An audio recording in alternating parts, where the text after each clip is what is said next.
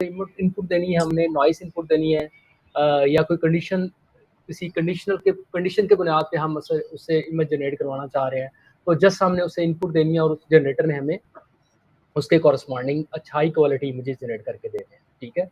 तो again sampling जो है बहुत फास्ट है। एट द सेम टाइम जो वेरिएशनल ऑटो एनकोडर था ना, उसके अंदर भी हमने जो रैंडम नॉइस है ना, वो उसे इनपुट देनी है हमने डिकोडर को, ठीक है, सॉरी इनकोडर को, तो उसने इसके कॉरस्पॉन्डिंग हमें हाई क्वालिटी इमेजेस जो है वो जनरेट करके देना है, ठीक है। तो कहने का मतलब ये है कि वेरिएशन ऑटो एनकोडर केस के अंदर जो उसका पॉजिटिव पॉइंट है वो क्या है, अगेन वो फास्ट सैम्पलिंग कर देता है, और दूसरी जो उसकी इम्पोर्टेंट बात है या उसका पॉजिटिव एस्पेक्ट है, वो ये है कि आप डाइवर्सिटी बहुत ज़्यादा है, आप डिफरेंट तरह की इमेजेस जो है वो जनरेट कर सकते हैं, ठीक है। अच्छा, अब ये मैंने पॉजिटिव बात बताई है और वेरिएशन ऑटो एनकोडर की, और थोड़ी देर पहले मैंने आपको पॉजिटिव बात बताई थी गैन्स की। अच्छा, गैन के साथ एक मसला था, शायद आपको याद है कि नहीं, उस वक़्त डिस्कस किया था ये वैसे मुझे अभी याद नहीं कि इस एस्पेक्ट को हमने डिस्कस किया था कि नहीं, कि जेनेटिक के साथ मसला ये है कि वो मोड कोलैप्स का प्रॉब्लम वहाँ पे आ जाता है, ठीक है? कि मतलब आप जो इमेजेस हैं ना, वो डिफरेंट तरह के बहुत ज़्यादा इमेजेस जनरेट नहीं कर पाते। तो ये उसके अंदर ये एक प्रॉब्लम थी।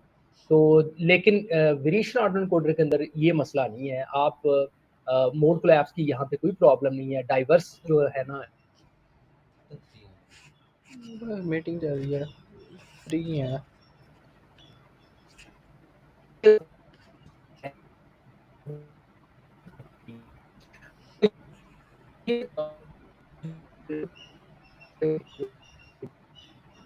डिनॉइजिंग डिफरेंट मॉडल की, जिसकी पॉजिटिव बात ये है कि वो इमेजेस जो आप जनरेट करेंगे वो बड़े ही हाई क्वालिटी के होंगे, और एट द सेम टाइम जो इमेज जनरेट की होंगे वो डाइवर्सिटी उसके अंदर बहुत ज़्यादा होगी। लेकिन अब प्रॉब्लम क्या है डिनॉइजिंग डिफरेंट मॉडल की, वो ये है कि जो इमेज आप जनरेट करवाएंगे ना, यानी कि जब आप सैम्पलिंग करवाना चाहेंगे, तो आप जो इमेज जनरेशन का जो प्रोसेस है वो बहुत स्लो है, ठीक है। तो वो आज इंशाल्लाह हम डिस्कस कर लेंगे, मे बी आप में से कुछ लोग जानते भी हों कि जो इमेज जनरेशन का प्रोसेस है वो बहुत स्टेप बाय स्टेप एक्चुअली हो रहा होता है in case of different model. तो बिकॉज के वो जो है डिफरेंट मॉडल के अंदर इमेज जनरेशन का जो प्रोसेस है वो स्टेप बाय स्टेप हो रहा होता है। तो बिकॉज ऑफ दैट ये जो इमेज जनरेशन का प्रोसेस है in case of different model ये ज़रा स्लो होता है, ठीक है। लेकिन आनी हो आज की दुनिया के अंदर बहुत ज़्यादा लोग इस पे काम भी कर रहे होंगे, और आप में से शायद किसी ने नाम सुना भी हो, जो स्टेबल डिफरेंट मॉडल है। तो अगेन वो एक कोशिश थी कि किस तरह से हम जो सैम्पलिंग का प्रोसेस है in case of different model कैसे हम उसे फास्ट कर सकते हैं। तो एनी हो, लोग आज इस प्रॉब्लम के हवाले से काफ़ी सारा काम कर रहे हैं और काफ़ी सारी सक्सेस भी लोगों को अचीव हुई है। तो आज की दुनिया के अंदर अ, जो इमेज जनरेशन वाला मामला है, जनरेटिव जो इमेज जनरेट करने वाला जो मॉडल है वो सबसे सक्सेसफुल डिफरेंट मॉडल को ही कंसिडर किया जा रहा है, ठीक है। आज उसके अंदर लोग मल्टीपल अटेम्प्ट्स कर रहे हैं कि कैसे हम डिफरेंट मॉडल की टेक्निक को या उसकी मेथोडोलॉजी कैसे हम ज्ञान के साथ जोड़ें और किस तरह से और बेहतर इमेज जनरेट करवाएं। यानी हो इस हवाले से भी लोग इस वक्त काम कर रहे हैं। अच्छा जी, आज अभी ज़रा मैं थोड़ा-सा ओवरव्यू बताना चाहूँगा डिफरेंट मॉडल को, अगर बिग पिक्चर के अंदर दिखाऊँ, तो उसके अंदर बेसिकली 2 प्रोसेस है, उसकी ट्रेनिंग के अंदर। एक है जिसे हम फॉरवर्ड डिफरेंट प्रोसेस कहते हैं, ठीक है? जिसके अंदर कोई लर्निंग नहीं है।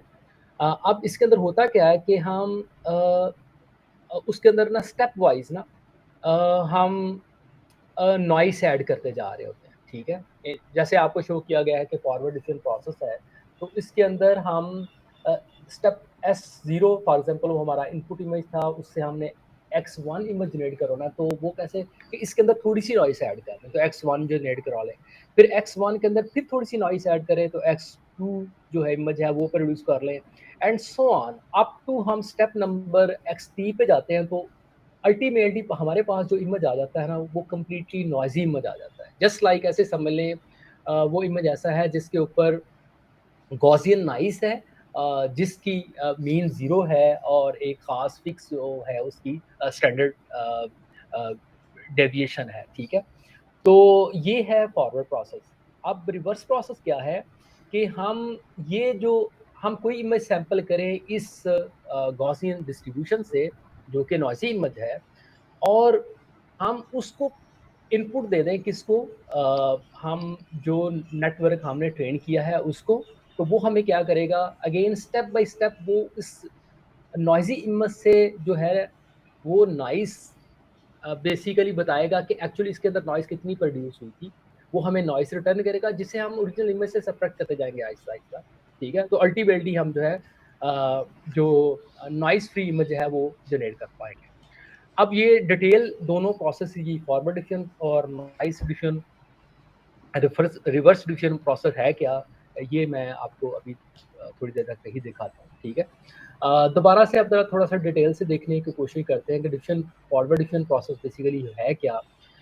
इसके अंदर आप देखें कि कैसे हम इसके अंदर नॉइज़ ऐड करते जाते हैं हर स्टेप के अंदर, ठीक है?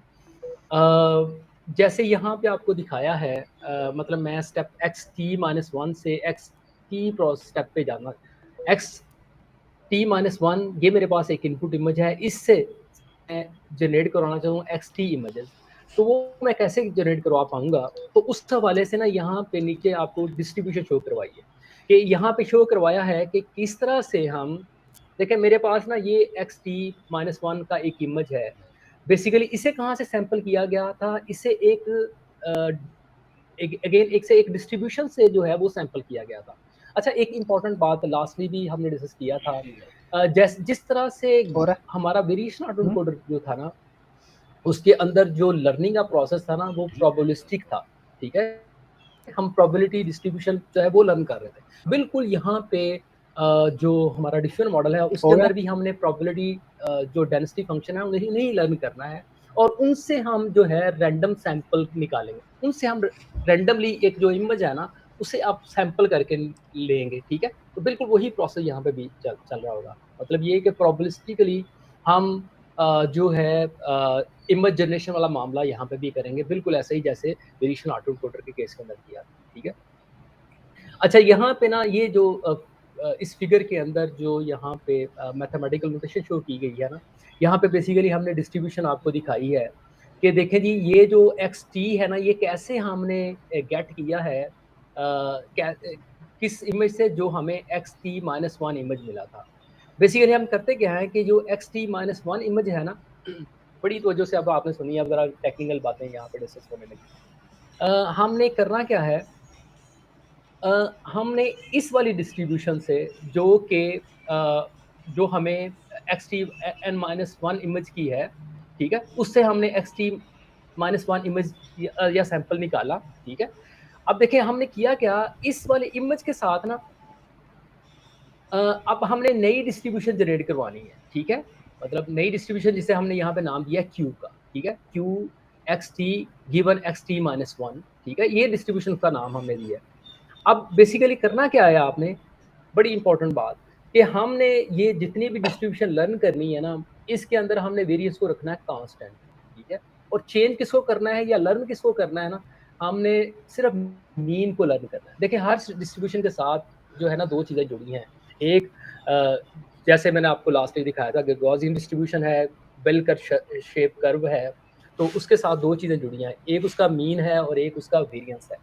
तो यहाँ डिसीजन मॉडल के अंदर ना हमने वेरिएंस को तो रखना है फिक्स, ठीक है?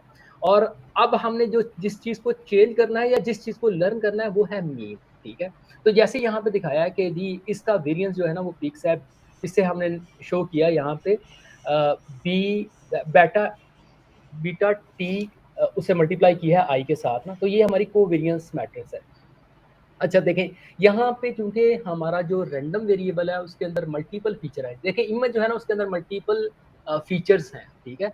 हर पिक्सेल ही एक फीचर को रिप्रेज़ेंट कर रही है। इसका मतलब है हमने मल्टीवेरिएंट गॉसियन डिस्ट्रीब्यूशन की बात करनी है, ठीक है? तो इस वजह से यहाँ पे जो है सिंपल हमने वेरिएंस नहीं लिखा, यहाँ पे हमने कोवेरिएंस जो मैट्रिक्स है उसके साथ उसका आपको दिखाया कि ये सिग्मा टी है, जिसके अंदर बेसिकली क्या है कि आइडेंटिटी मैट्रिक्स है उसको हम एक बीटा टी एक जस्ट लाइक समझ लें एक छोटा-सा नंबर है, ठीक है? वेरिएंस के लिए हमने छोटा-सा जिसे वेरिएंस कैलकुलर भी हम कहेंगे बाद में लेटर ऑन, ये एक छोटा-सा नंबर है, ठीक है? ये फिक्स है, हमेशा हम इसे फिक्स रखेंगे। लेकिन इसके कॉरस्पॉन्डिंग जो हमने, अगर हम ये चाहते हैं, बड़ी तवज्जो से इस बात सुनिएगा, अगर हम चाहते हैं कि वेरिएंस हर डिस्ट्रीब्यूशन, जो भी हम नई डिस्ट्रीब्यूशन जनरेट करवाएं प्रीवियस से, हर नई डिस्ट्रीब्यूशन के अंदर जो है वो वेरिएंस फिक्स रहे। अगर वेरिएंस आप फिक्स रखना चाह रहे हैं तो आपको हर सूरत ये ज़रूरी है कि उसके मीन को आपको चेंज करना पड़ेगा, ठीक है? तो in order to maintain the variance fix, हमें ना इस वाले फैक्टर के साथ जो आपको यहाँ पे नज़र आ रहा है 1 माइनस बीटा टी का स्क्वायर रूट, इसके साथ ना हमें इनपुट इमेज को जो है वो मल्टीप्लाई करना पड़ेगा। अगर हम ये कर पाएंगे तो तभी हम इस वाले जो वेरिएंस है उससे मेंटेन कर पाएंगे। तो बिकॉज ऑफ दैट हमने जो अप सैंपल निकालना है, मतलब मैं कहूँ XT वाला ये इमेज मैं इससे किसी तरह से बनाना चाह रहा हूँ, तो मुझे इस वाली डिस्ट्रीब्यूशन को इस्तेमाल करना पड़ेगा, ठीक है? तो यहाँ पे ये शो किया। अच्छा, मैं अभी आपको ये बात भी प्रूव करके दिखाता हूँ कि अगर मैंने वेरिएंस जो है बीटा टी इसे मैंने फिक्स रखना है, तो ये जो है मीन वाली जो टर्म आपको यहाँ पे दिखाई है, क्यों मुझे इसके साथ मल्टीप्लाई करना पड़ता है, ये अभी आपको थोड़ी देर तक यहाँ पे दिखाता हूँ, ठीक है? अच्छा, बाकी कुछ चीज़ें स्टेप हैं, इनको नोटेशन को ज़हन में रखिएगा। टी से मुराद है टाइम स्टेप, ठीक है? जैसे यहाँ पे शो की 0 हमारा इनपुट इमेज है स्टार्ट्स, और ये टी कैपिटल टी तक हम जा रहे हैं। तो ये स्मॉल स्टेप लेते-लेते, यानी कि हर छोटे स्टेप के अंदर हम इनपुट इमेज के ऊपर नॉइस ऐड करते-करते अल्टीमेटली हम गॉसियन डिस्ट्रीब्यूशन पे पहुँच पाते हैं, जिसका मीन 0 है और इसकी कोई फिक्स जो है वो वेरिएंस है। एक्स नॉट जैसे शो किया है, ये हमारा सैंपल है जिसे हमने, हमारा जो रियल डाटा सेट है उससे हमने इसे निकाला है, जैसे यहाँ पे आप शो किया है। बीटा टी जो ऐसे है वेरिएंस स्केलुलर है। अच्छा, इसकी वैल्यू हमेशा बहुत छोटी सी होगी, 0 और 1 के दरमियान में होगी। B0 बहुत ही छोटा है, तो और जैसे ही हम आगे मूव करते जाएंगे बीटा की वैल्यू बढ़ती जाएगी। जैसे आपको दिखाया कि बीटा टी एक बहुत बड़ा नंबर हुआ, क्यों? बिकॉज के हम हर स्टेप के अंदर बीटा टी वैल्यू बढ़ाते जा रहे हैं, ठीक है? यानी कि फिक्स नंबर है, उसके अंदर हम कुछ ऐड करते जा रहे हैं।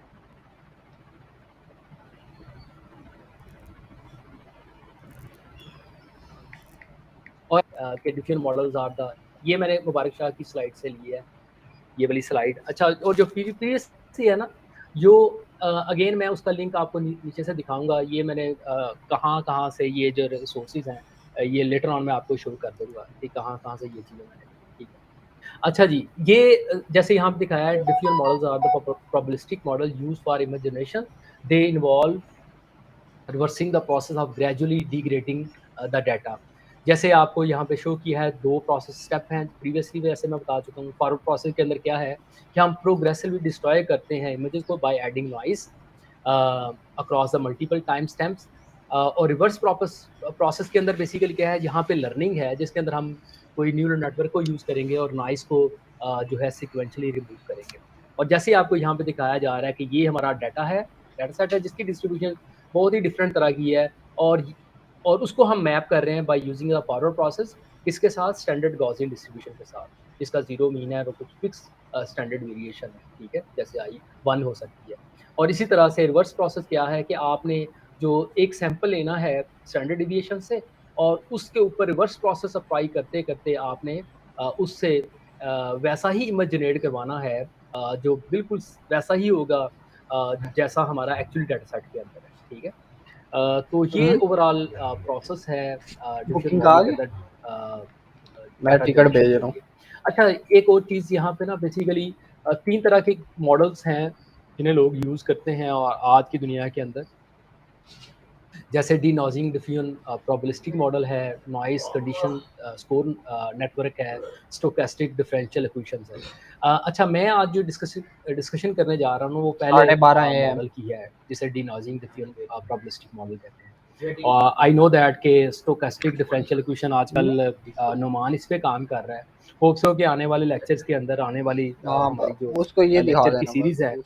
वो किसी लेक्चर के अंदर इंशाल्लाह नुमान भी अपने टॉपिक को जो कि सुपर नहीं, एडिशन वो का है, लिखी भी होती है। यूजिंग स्टोकेस्टिक डिफरेंशियल इक्वेशन, वो कैसे उसने रिजल्ट गेट किए, और ये हाँ, स्टोकेस्टिक डिफरेंशियल इक्वेशन 45D। कैसे डिफरेंट है डिनॉजिंग डिफ्यूजन प्रोबेबिलिस्टिक मॉडल से। होप्स हो कि ऊपर इंशाल्लाह वाली ये नुमान हमें आने वाले लेक्चर के अंदर बताएगा।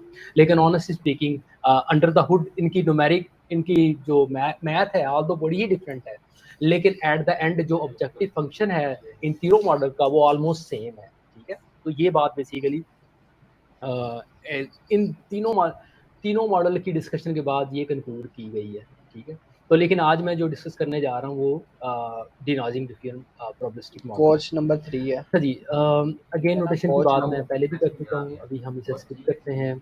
अच्छा जी, अब 45B यहाँ पे का फॉरवर्ड प्रोसेस को आपको दोबारा से दिखाया है।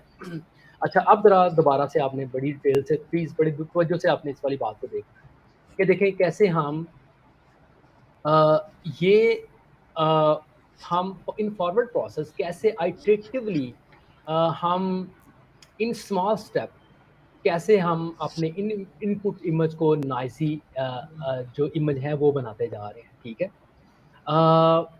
अच्छा, और यहाँ पे जो बात पहले आपको मैंने बताई है कि बीटा को हमने फिक्स रखना है, वेरिएंस को हमने फिक्स रखना है। अगर हम वेरिएंस को फिक्स रखना चाह रहे हैं हर एडिशन के बाद, तो ये हमारे लिए मैंडेटरी है कि हम किस तरह से जो अ, जो मीन है उसको हम एक ख़ास फैक्टर के साथ मल्टीप्लाई करें, ठीक है। तो जैसे यहाँ पे आपको दिखाया है कि हम अ, जो हमारा इनपुट इमेज है, ठीक है, उसको मतलब मैं यहाँ पे आपको जैसे शो किया है कि xt-1 से मैं xt इमेज जनरेट करवाना चाह रहा हूँ।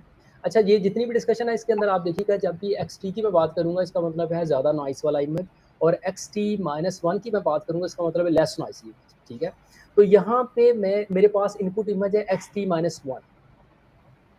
इसकी डिस्ट्रीब्यूशन क्या है कि इसका जो मीन है वो है 1 माइनस बीटा टी। मैं इसके साथ मतलब नए इमेज जनरेट करवाने के लिए मुझे क्या करना है, प्रीवियस इमेज को मैं 1 माइनस बीटा टी के साथ का स्क्वायर रूट के साथ मल्टीप्लाई करूं और प्लस उसका ये वेरिएंस लूं, तो ये जो मेरे पास नॉर्मल डिस्ट्रीब्यूशन आएगी उससे मैं अब जो नया और वो क्या आएगी, वो आएगी पी। अब मैं उससे जो इमेज सैंपल करूंगा उसका नाम होगा एक्सटी, जैसे आपको यहाँ दिखाया।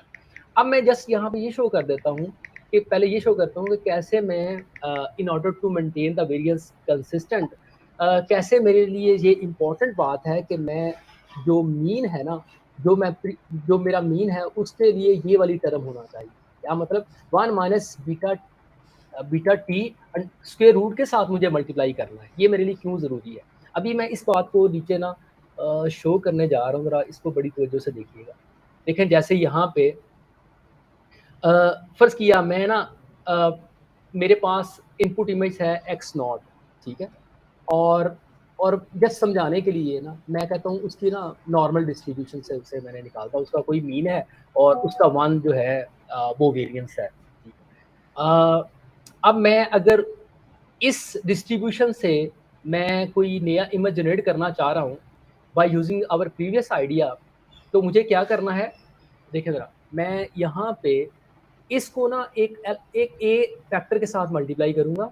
अच्छा, ये वाली फ़ॉर्मूलेशन कैसे है, ये बड़ी इंपॉर्टेंट बात है। लास्टली हमने ये वाली फ़ॉर्मूलेशन के बारे में भी पढ़ा था। ये जस्ट लाइक ऐसे ही है जैसे रीपैरामीटराइज़ेशन ट्रिक था, कि कैसे हम कि मैं कहूँ कि मैं एक रैंडम सैंपल निकालना चाह रहा हूँ। देखें, पहले रैंडम सैंपल निकालना चाह रहा हूँ किसी नॉर्मल डिस्ट्रीब्यूशन से, तो हमने साइन लिख दिया था जी, जैसे आपको यहाँ पे दिखा नज़र आ रहा है, क्या जी, मैं एक्स नॉट को सैंपल कर लिया कहाँ से, नॉर्मल डिस्ट्रीब्यूशन।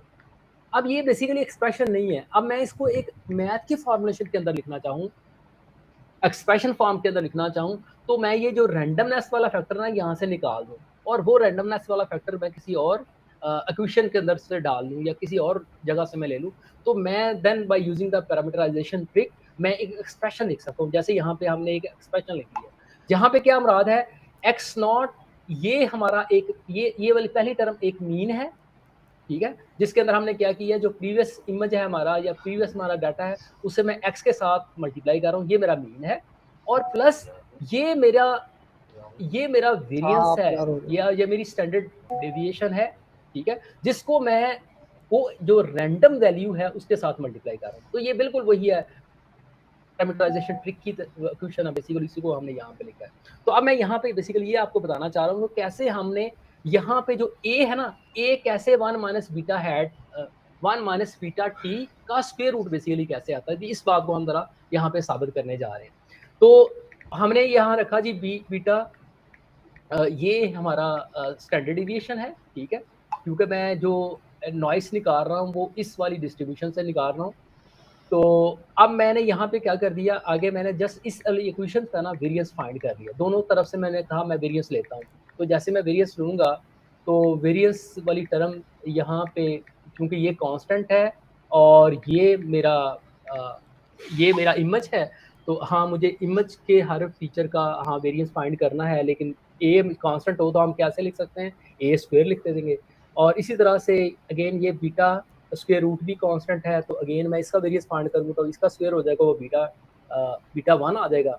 और इसी तरह से अगर मैं variance of epsilon epsilon of 1 इसका मैं वेरिएंस फाइंड कर देता हूँ, और ऊपर मैंने शो किया हुआ है कि ये इसकी डिस्ट्रीब्यूशन जो है वो 0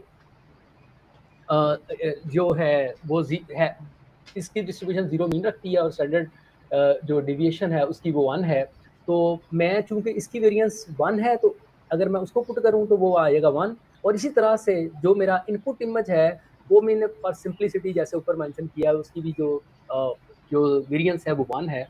तो इस वजह से जो आंसर आएगा वो 1 आएगा इसके साथ भी। तो ओवरऑल मेरे पास ये जो वेरिएंस वाला फैक्टर है, ज़रा गौर से देखिएगा, ये वाला एक्सप्रेशन ऐसे करके बन गया। अब हमने स्टार्ट में बात किया है कि हम हमेशा चाह रहे हैं वी फोर्स कि वेरिएंस वो 1 ही रहे, यानी कि जो हमारा इनपुट का वेरिएंस जो हमने यहाँ पे फिक्स किया है वो कांस्टेंट ही रहे।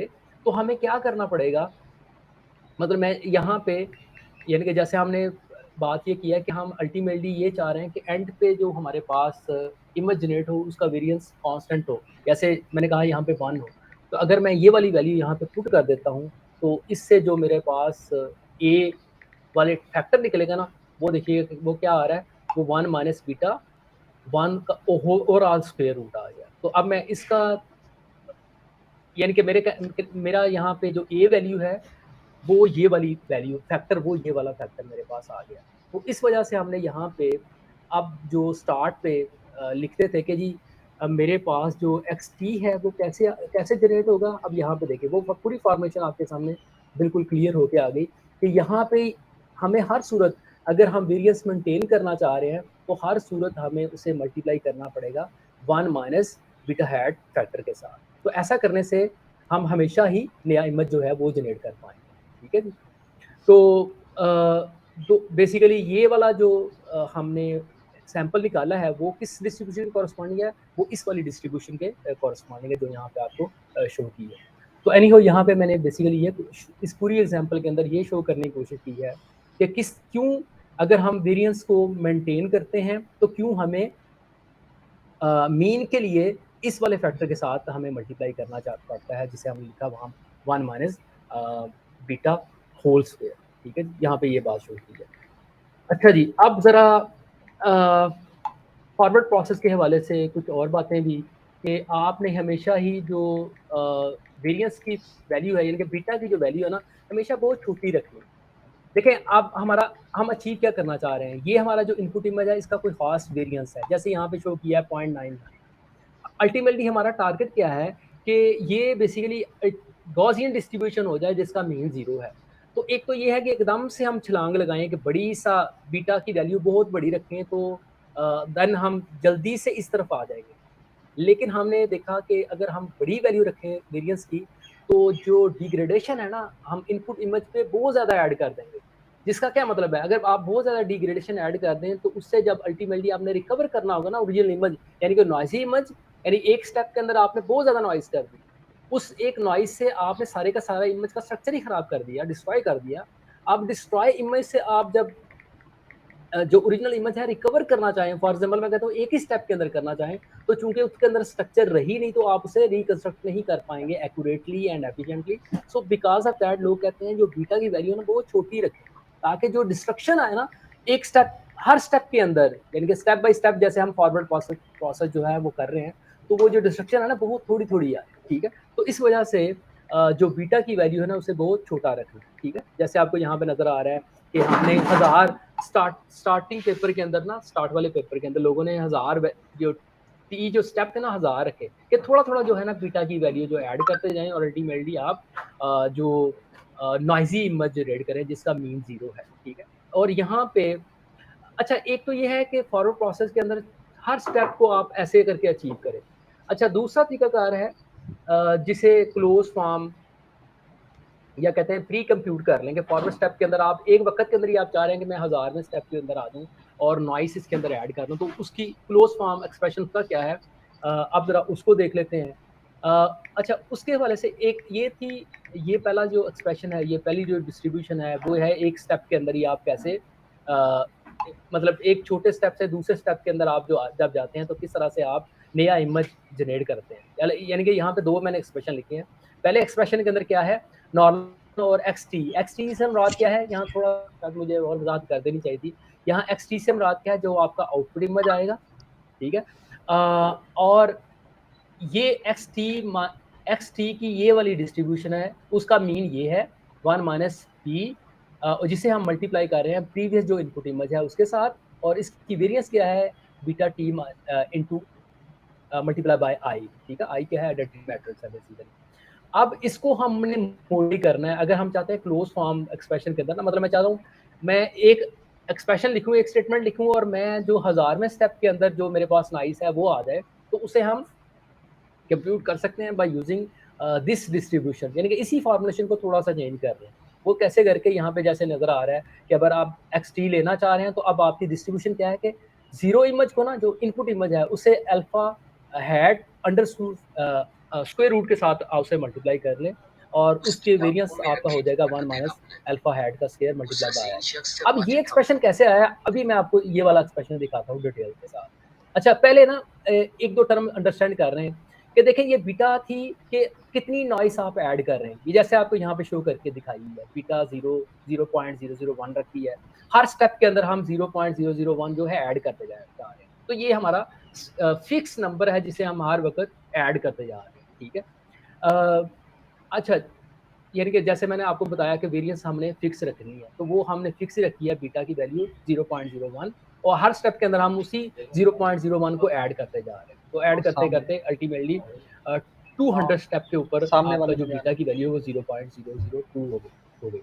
अच्छा इसी तरह से अल्फा जो है, अल्फा बेसिकली क्या है, अल्फा है बेसिकली आप कितनी इंफॉर्मेशन जो ओरिजिनल इमेज है उस पर रिटेन करना चाह रहे हैं, यानी कि 1 माइनस 1 अल्फा क्या है बेसिकली 1 माइनस बीटा, यानी कि अल्फा 0 क्या है बेसिकली 1 माइनस बीटा 0। तो वो क्या बनेगी कि 1 में से 0.0001 सब्ट्रैक्ट करें तो वो आंसर क्या आएगा 0.9999, ठीक है। तो ये आप यानी कि कितनी इंफॉर्मेशन आप ओरिजिनल इमेज पे रिटेन करते हैं, ये वो वाली टर्म आपके पास आती जाएगी। अब अल्फा 0 हैड्स का मतलब क्या है, इसका मतलब ये है कि आपने क्यूमुलेटिव प्रोडक्ट, मतलब क्या, जैसे अल्फा 1 हैड कैसे आया, अगर आप अल्फा 1 और अल्फा 2 को आपस में मल्टीप्लाई करें ना तो वो आंसर आएगा 0.9997, ठीक है। अब अल्फा 2 हैड कैसे आया, वो कैसे आएगा, अब आप इन तीनों टर्म को ना आपस में मल्टीप्लाई कर दें, मतलब क्या, अल्फा 0 की जो वैल्यू है, अल्फा 1 की जो वैल्यू है, अल्फा 3 की वैल्यू है, अगर आप तीनों को मल्टीप्लाई करेंगे ना तो आपके पास ये अल्फा 2 हैड की वैल्यू आ जाएगी। इसी तरह से अल्फा 3 हैड कैसे आएगा कि आप इससे प्रीवियस जितनी भी टर्म्स हैं ना उनको आपस में सॉरी ये सारी की चारों टर्म को आपस में मल्टीप्लाई करें तो आपके पास जो है वो ए अल्फा 3 हैड आ जाएगा एंड सो ऑन, ठीक है। तो ये बेसिकली क्यूमुलेटिव प्रोडक्ट जो है वो आप इस तरह से फाइंड करते हैं इसके साथ। अच्छा जी, अब ये जो एक्सप्रेशन है बेसिकली ये कैसा है, जरा अब इसको थोड़ा सा देख लेते हैं। देखें जी, क्लोज फॉर्म फार्मूला हम फॉरवर्ड प्रोसेस के लिए फाइंड कैसे करने जा रहे हैं, अब मैं उसको डिस्कस करूंगा। प्लीज दोबारा से आपकी अटेंशन, ठीक है, जरा गौर से सुनिएगा। अच्छा दोबारा से ये रीपैरामीटराइजेशन ट्रिक जिसको हमने पहले भी डिस्कस किया है कि मतलब हमने ये वाला एक्सप्रेशन अगर जी है उसको मैं नॉर्मल डिस्ट्रीब्यूशन से सैंपल करता हूँ, तो मैं ऐसे करके लिखता हूँ। अब मैं इसको रीपैरामीटराइजेशन ट्रिक के साथ लिखना चाहूँ तो वो मैं इस वाले अर्थमेटिक एक्सप्रेशन के साथ उसे रिप्रेजेंट कर सकता हूँ, जिसमें अंदर ये मीन है प्लस ये स्टैंडर्ड वेरिएशन, इसे मैं एप्सिलॉन के साथ मल्टीप्लाई करूँगा। यानी कि ये रैंडमनेस वाला फैक्टर जो है ना, इस वाले एक्सप्रेशन से निकाल के मैंने किसी और एक्सप्रेशन के अंदर डाल दिया, जो कि यहाँ पे आपको एप्सिलॉन नॉट के साथ आपको नज़र आ रहा है। तो इस वाले एक्सप्रेशन के अंदर रैंडमनेस बेसिकली नहीं है। अच्छा जी, अब ज़रा with this trick we express the sample. अब मैं इसी ट्रिक को इस्तेमाल करके, जैसे मैं आपको प्रीवियसली वैसे दिखा भी चुका था कि मैं कोई भी सैंपल मतलब xt मैं जनरेट करना चाह रहा हूँ, तो वो मैं कैसे लिख सकता हूँ? जैसे यहाँ पे आपको शो किया है कि xt is equal to 1 minus beta, previous जो इनपुट है उसके साथ मल्टीप्लाई करूँ, तो ये बेसिकली मीन है, जैसे ऊपर शो किया है, ये पूरा फैक्टर मीन है। और आगे क्या लिखना है? Sigma multiply epsilon. ये मेरे पास बेसिकली उसका वेरिएंस है, या यहाँ पे स्टैंडर्ड डेविएशन है, उसको मैं मल्टीप्लाई कर रहा हूँ xt माइनस 1 के साथ बेसिकली, ठीक है? तो ये एक्सप्रेशन बिल्कुल वैसे ही है जैसे ऊपर वाला एक्सप्रेशन आपको लिखा नज़र आ रहा है। अच्छा जी, अब ज़रा ये, अब मेरे पास देखें ज़रा xt मैंने ना ये इस तरह से सैंपल किया। जैसे मैं किसी एक स्टेप के अंदर भी xt मैं प्रीवियस xt माइनस 1 से xt बनाना चाह रहा था, ठीक है? यानी कि xt माइनस 1 जिस डिस्ट्रीब्यूशन से आया था, अब मैं नई डिस्ट्रीब्यूशन जनरेट करवाना चाह रहा हूँ और उस डिस्ट्रीब्यूशन से xt जो है उसे सैंपल करना चाह रहा हूँ। तो वो मैं कैसे निकालूँगा? वो वाला एक्सप्रेशन कैसे बनेगा, ज़रा उसको ज़रा देखिए। क्लोज़ फॉर्म एक्सप्रेशन वो कैसे बनेगा, ज़रा वो देखिए। अब देखिए ज़रा, उसी एक्सप्रेशन को मैंने दोबारा से लिख लिया। अच्छा, यहाँ पे xt माइनस 1 से मुराद ये है बेसिकली ये जस्ट अ रैंडम सैंपल, ठीक है? जो आपने निकाला कहाँ से है? गॉसियन डिस्ट्रीब्यूशन से निकाला है। अच्छा, मज़े की बात ये है कि हर दफ़ा हम जो रैंडम सैंपल निकाल रहे हैं, जो एप्सिलॉन की वैल्यू है बेसिकली वो निकाल रहे हैं हम 0 माइनस आई के साथ ना। लेकिन लेकिन इसको हम शो डिफरेंट जो है लेबल के साथ कर रहे हैं, मतलब epsilon 0, epsilon T minus 2, epsilon T minus 1। वो इसलिए कर रहे हैं कि हर दफ़ा रैंडम वैल्यू जो डिफरेंट आएगी ना, तो बिकॉज़ के रैंडमनेस चूँकि डिफरेंट आएगी, तो इस वजह से जो डिफरेंट तरह के सिंबल के साथ हम इसे रिप्रेज़ेंट कर रहे हैं, जैसे आपको यहाँ पे दिखाया, ठीक है? अच्छा, ये एक्सप्रेशन लास्टली हमने दिखा। अब मैं उस वाले एक्सप्रेशन से ये अगला एक्सप्रेशन लिख रहा हूँ। आई होप सो कि ये आपको समझ आ रहा होगा। हाँ जी, आपको मेरी आवाज़ आ रही है सभी को? यूसामा? जी सर, बिल्कुल ठीक है, समझ अच्छा, आ यस रही है सर, आ सर। रही है, आ रही है। ये हाँ जी। अच्छा, जैसे मैं आपको दिखा रहा था कि अल्फ़ा टी क्या है? अल्फ़ा टी इज़, जैसे हमने कहा बीटा टी क्या है, कितनी नाइस आप ऐड करते हैं। तो 1 माइनस अल्फ़ा के अब मैं अगर लिखता हूँ 1 माइनस बीटा, तो इसका मतलब है कितनी इन्फॉर्मेशन रिटेन करना चाह रहे हैं, जिसको हम रिप्रेजेंट कर रहे हैं यहाँ पे अल्फ़ा के साथ, ठीक है? तो यहाँ पे 1 माइनस बीटा को रिप्लेस कर दिया हमने अल्फ़ा टी के साथ, और यहाँ पे बीटा को लिखना चाह रहा हूँ तो 1 माइनस अल्फ़ा टी, यानी कि बीटा को रिप्लेस कर दिया अल्फ़ा के साथ, अल्फ़ा टी के साथ, वो रिप्लेस किया। अब उसके बाद जस्ट मैंने यहाँ पे दोबारा से अल्फ़ा टी का जो एक्सप्रेशन है ना, उसको यहाँ पे पुट किया। अब देखिए, उसकी जो रीपैरामीटराइज़ेशन जो उसका एक्सप्रेशन बनता है ना, जस्ट मैंने उसे पुट कर दिया। बिल्कुल वो ऐसा ही है जैसे आपको पहली लाइन के अंदर एक्स टी के कॉरेस्पॉन्डिंग एक्सप्रेशन नज़र आ रहा है। तो यहाँ पे एक्स टी माइनस 1 का एक्सप्रेशन लिखूँगा, तो बिल्कुल ये वाला एक्सप्रेशन होगा जैसे आपको यहाँ पे एक बॉक्स के अंदर नज़र आ रहा है, ठीक है? और अगेन ये वाला एक्सप्रेशन ऐसा कैसे ही आ गया। अब इस एक्सप्रेशन को मैं मज़ीद सिंप्लीफाई कर सकता हूँ, मतलब मैं अल्फ़ा टी को मल्टीप्लाई करूँ इस पूरे एक्सप्रेशन के साथ, तो अल्फ़ा टी इसके साथ मल्टीप्लाई होगा तो ये वाला फैक्टर बनेगा, जब इसके साथ मल्टीप्लाई होगा तो ये वाला फैक्टर बनेगा, और इस तरह से ये वाला एक्सप्रेशन मेरे पास आ गया। अच्छा, अब इस वाले एक्सप्रेशन से मैं अगला एक्सप्रेशन कैसे बनाता हूँ, ये बड़ा इंटरेस्टिंग है, ठीक है? जिसको मैं नीचे आपको दिखाता हूँ।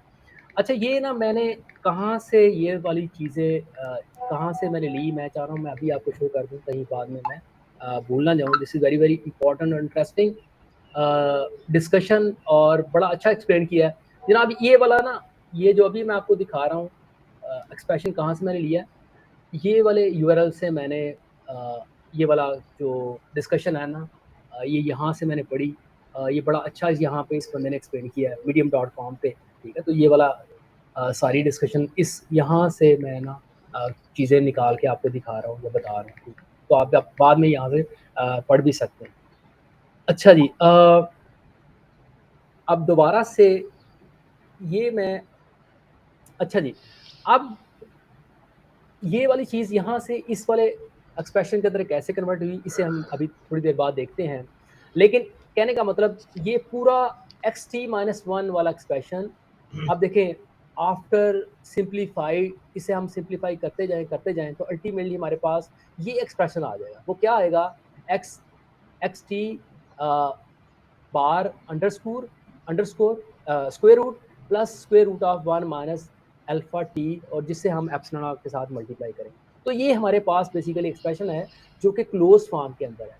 क्लोज फॉर्म से मुराद ये है कि इसके अंदर इस एक्सप्रेशन को आप यूज करके किसी भी टाइम स्टेप की जो इमेज है ना वो आप जनरेट कर सकते हैं। मतलब मैं चाहता हूँ 1000 टाइम पे क्या नॉइजी इमेज होगा, तो मैं इस वाले एक्सप्रेशन को जस्ट यूज करूँ तो मैं जो है ना XT 1000 टाइम वाला जो है वो जनरेट करवा सकता हूँ इन फॉरवर्ड प्रोसेस। ठीक है।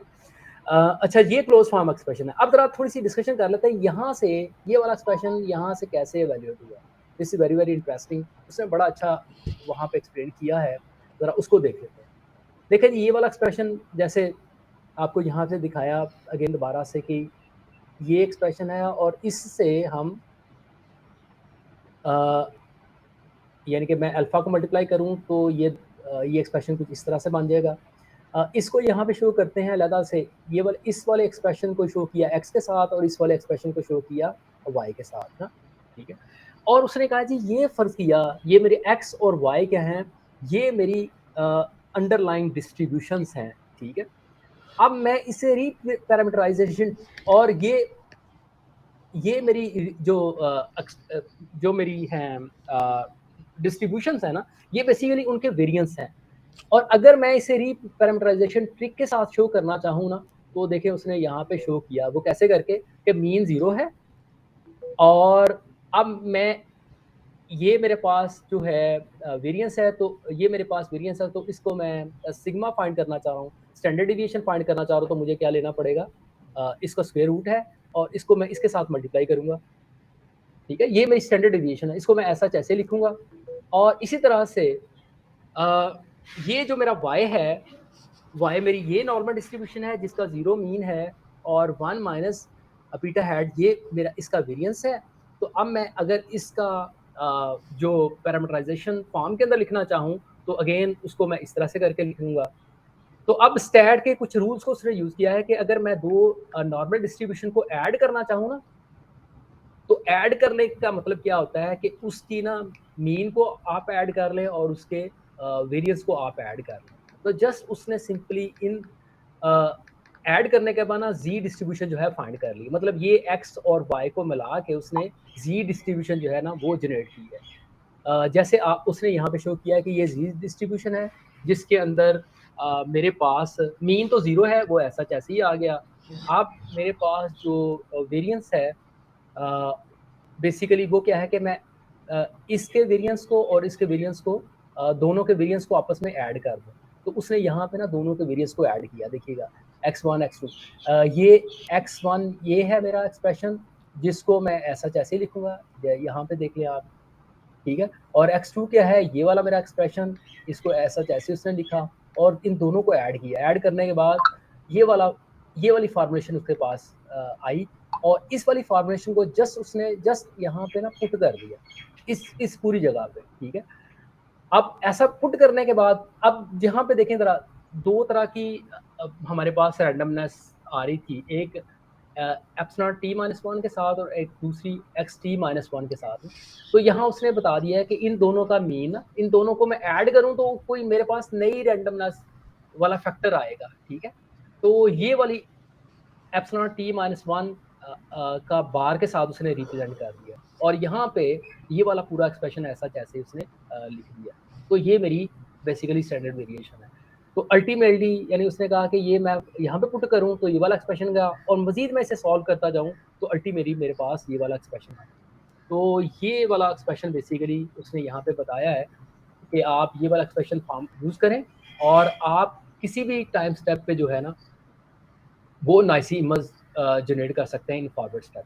तो चूंकि फॉरवर्ड स्टेप के अंदर कोई लर्निंग नहीं है, तो जनरली लोग क्या करते हैं इम्प्लीमेंटेशन के दौरान कि ये वाले जो फैक्टर है ना, मतलब alpha T hat square root या 1 माइनस अल्फा टी हैट का होल स्क्वायर रूट, ये पहले ही लोग कंप्यूट कर लेते हैं, प्री कंप्यूट करते हैं और जस्ट इसे यूज कर लेते हैं, जस्ट पुट कर देते हैं। अच्छा जी टी की वैल्यू क्या है, आप मुझे यो बताएं, उसके कॉरस्पॉन्डिंग में ये वाला एक्सप्रेशन के अंदर एक्स टी को जो है वो कंप्यूट कर रहे हैं, ठीक है।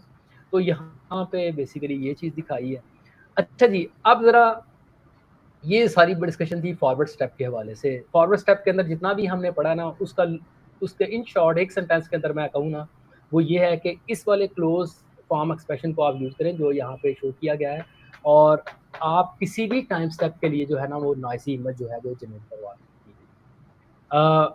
अच्छा जी, इसी तरह से अब ज़रा बैकवर्ड जो है या रिवर्स प्रोसेस की बात कर लेते हैं, जिसे बेसिकली डिनॉइजिंग प्रोसेस भी कहते हैं। उसके अंदर बेसिकली क्या है कि आपको उसके अंदर बेसिकली आपने करना क्या है, आपको किसी स्टेप के अंदर जैसे यहाँ पे दिखाया है एक्स टी गिवन है आपको, और उससे आपने एक्स टी माइनस वन ये इमेज आपने जनरेट करवाना है।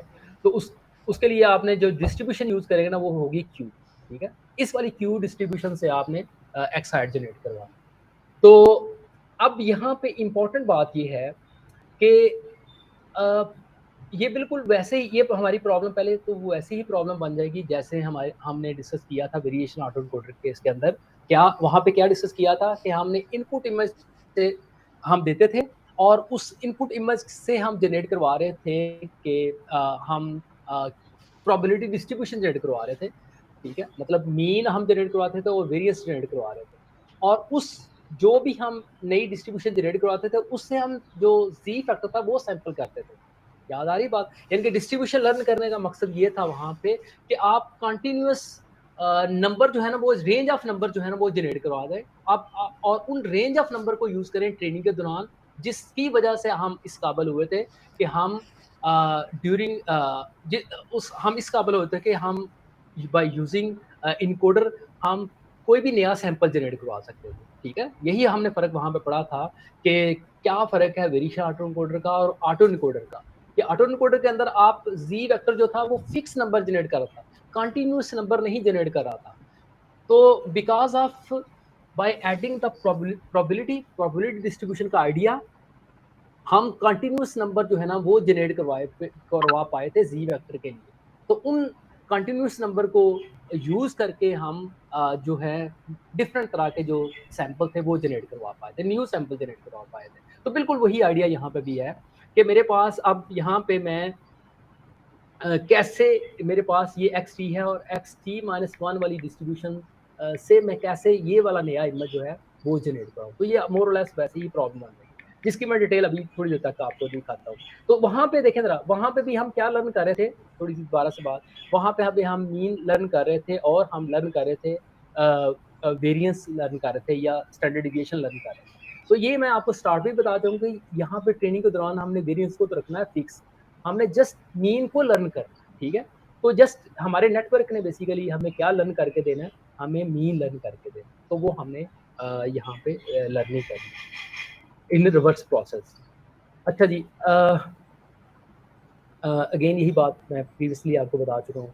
अच्छा जी, अब ज़रा अगर आप जो हमने बातें अभी की हैं, अब देखें ज़रा जी, हमने मीन लर्न करना है और हमने स्टैंडर्ड वेरिएशन फिक्स है हमारी। तो ये देखें ज़रा, इस वाली अगर तस्वीर को आप देखें और इसको अगर आप मैप करें वेरिएशन ऑटो एनकोडर के साथ, तो काफ़ी सारी चीज़ें आपको यहाँ पे रिजेम्बलेंस नज़र आएगी। वो क्या है कि यहाँ पे रिवर्स प्रोसेस के अंदर देखें, ये तो फॉरवर्ड प्रोसेस था ना, दिस इज़ वेरी सिंपल कि मैं एक्स टी माइनस वन से एक्स टी जनरेट कराऊँ, कि मैं जस्ट ऐड नॉइस कर लूँ। अब रिवर्स प्रोसेस क्या है कि मैं किसी तरह से एक्स टी माइनस वन मुझे गिवन है और उससे मैं एक्स टी माइनस वन जो है वो जनरेट कराऊँ। तो अगेन ये वाली डिस्ट्रीब्यूशन लर्न करने की ज़रूरत है। तो ये वाली डिस्ट्रीब्यूशन लर्न करने वाली फॉर्मेशन बिल्कुल वही उसी तरह की हो जाएगी जैसे हमने वेरिएशन ऑटो एनकोडर के केस के अंदर डिस्कस किया था। अगर मैं इस वाली प्रॉब्लम को, इस वाली डिस्ट्रीब्यूशन को या इस वाली प्रोबेबिलिटी को सॉल्व करने की कोशिश करूँ बाय बेसियन थ्योरम, तो मैं इससे जो है इसको सॉल्व नहीं कर सकता, because this is not computable. तो उसका सोल्यूशन हमने ये निकाला था कि हम इसे वेरिएशन इन्फ्रेंस के साथ सॉल्व करते हैं इस वाली प्रॉब्लम को, ठीक है। तो वेरिएशन इन्फ्रेंस प्रॉब्लम के साथ हमने जब उसे सॉल्व करने की कोशिश की, तो वो एक्सप्रेशन हमारा कुछ इस तरह का करके बन गया, यानी कि जिसके अंदर बेसिकली हम क्या कर रहे थे कि ये वाली डिस्ट्रीब्यूशन हम डायरेक्ट लर्न नहीं कर सकते। ये Q x T minus one given x, इसको हम लर्न नहीं कर सकते। तो फिर हम क्या करें, यानी कि इसको हम प्रेडिक्ट नहीं कर सकते या फाइंड नहीं कर सकते। तो हम इसे क्या करते हैं, हम इसी तरह से मैप कर देते हैं किसी और डिस्ट्रीब्यूशन के साथ, जो कि हमारी क्या है, जिसको हमने यहाँ पे नाम दिया है पी थीटा का। यानी कि ये वाली डिस्ट्रीब्यूशन हम नेटवर्क हमें लर्न करके देगा। तो हम ड्यूरिंग ट्रेनिंग क्या करें कि हम क्यू पी थीटा एक्स को, क्योंकि हमें पता है कि ये नेटवर्क लर्न करेगा, तो इसको हम वेरी करते रहेंगे कि ये अल्टीमेटली हमारी क्यू डिस्ट्रीब्यूशन, यानी कि पी थीटा डिस्ट्रीब्यूशन बहुत क्लोज आ जाए किसके, जो डिस्ट्रीब्यूशन हम चाह रहे हैं वो है हमारी क्यू।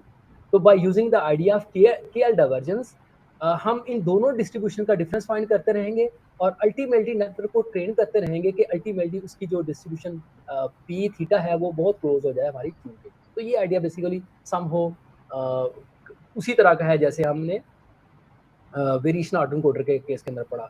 और ये मैंने यहाँ पे आपको ये वाली बेसिकली हमने क्वेश्चन सॉल्व कर दी, जैसे मैंने जो लेक्चर नोट्स लास्ट था उसके पेज नंबर 23 और 24 के अंदर ये हमने फॉर्मेशन वहाँ पे फिक्स कर ली थी, ये निकाली ड्राइव कर ली थी, कि जिसके अंदर हमने देखा था कि कैसे हमने ये वाला एक्सप्रेशन फाइंड किया, जिसके अंदर के एल डाइवर्जेंस की एक्सप्रेशन है एक, और दूसरा ये जिसके अंदर तीन बेसिकल एक्सप्रेशन है, कंपोनेंट वन, कंपोनेंट टू, और यहाँ पे ये प्रोबेबिलिटी वाला फैक्टर है जिसे हमने कहा था ये फिक्स नंबर है, और ये कंपोनेंट जो है जिसको हमने एल के साथ रिप्रेजेंट कर दिया, और ये कंपोनेंट टू को जिसे हमने कहा ये हमारा ये प्रोबेबिलिटी ये के एल डाइवर्जेंस है, जिसको हम मिनिमाइज करना चाह रहे हैं कि हमारी पी की और क्यू की डिस्ट्रीब्यूशन ऑलमोस्ट सेम हो जाए। जैसे ही सेम हो इसका मतलब है हम वो वाला मीन लर्न कर पा रहे हैं जो असल में हम चाह रहे हैं। तो इस वाले एक्सप्रेशन को मजीद सिंप्लीफाई किया, मतलब यहाँ पे अल्फा को हमने लास्ट में सिंप्लीफाई किया था ये वाली टर्म को, तो उससे ना, और इसको हमने नाम दिया था एल्बो का ना, ठीक है, lower bound, evidence lower bound का नाम हमने दे दिया था।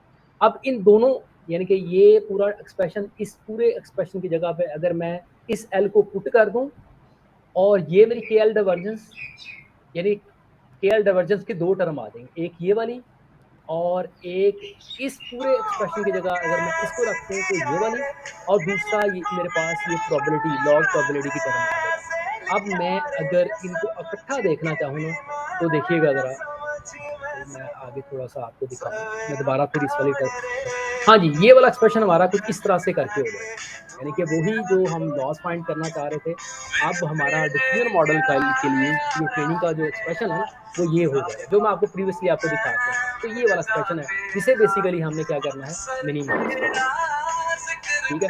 अब इसको मजीद एक्सप्लेन थोड़ा सा कर लेते हैं। अब इसके अंदर ना बेसिकली क्या और चेंज किया है, ये वाला जो एक्सप्रेशन है, पहली बात ये कि ये वाला जो एक्सप्रेशन है ये क्या है,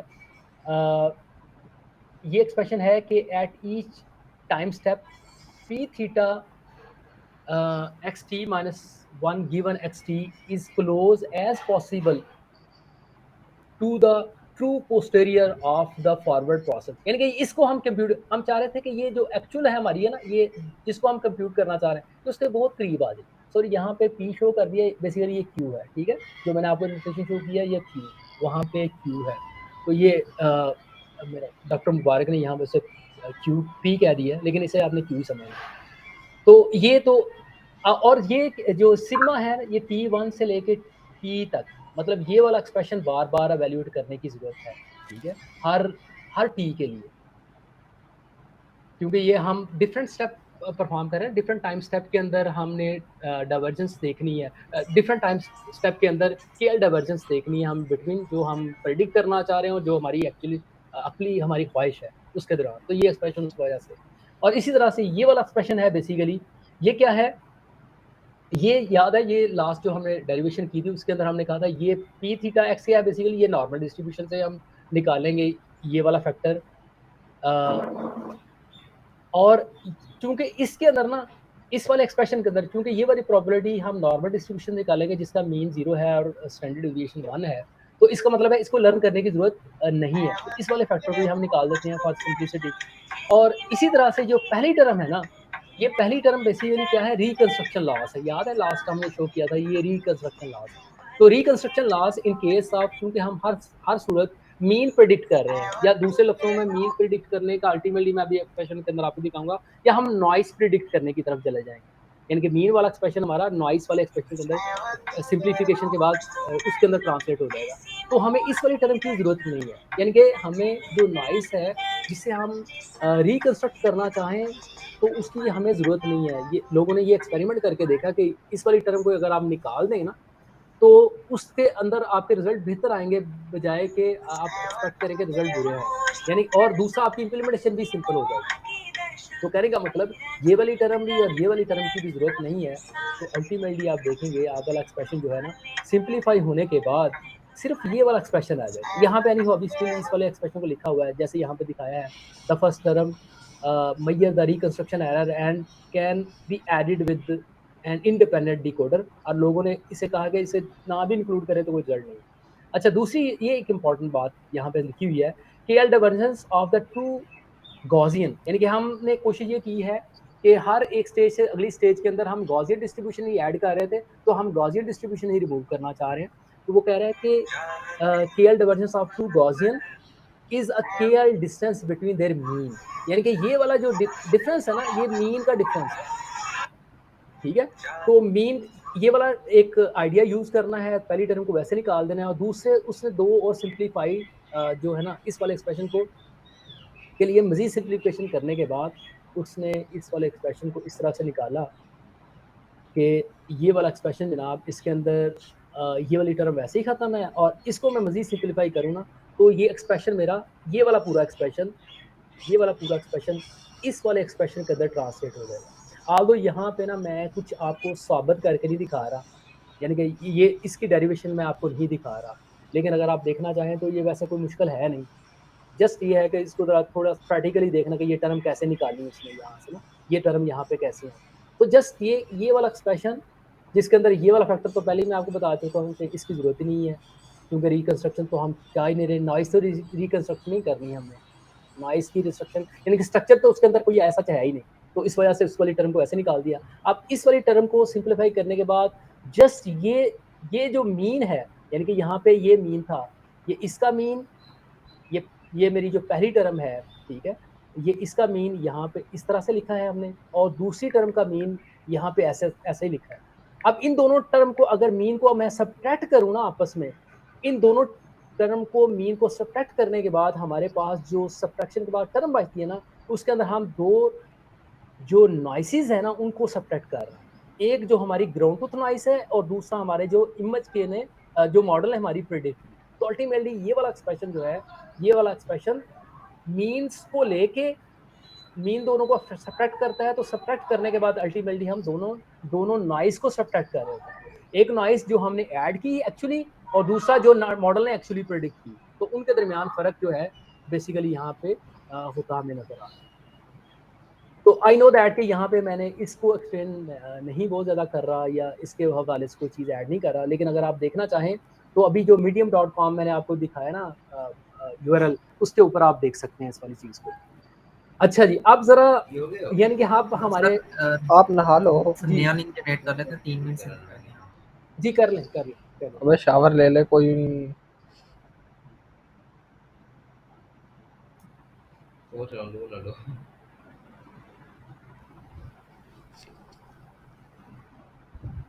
ये खत्म होनी है मीटिंग।